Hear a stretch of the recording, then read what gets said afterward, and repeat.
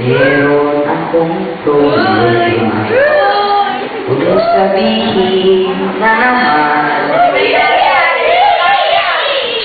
nilalaw ako sa isang kolehima.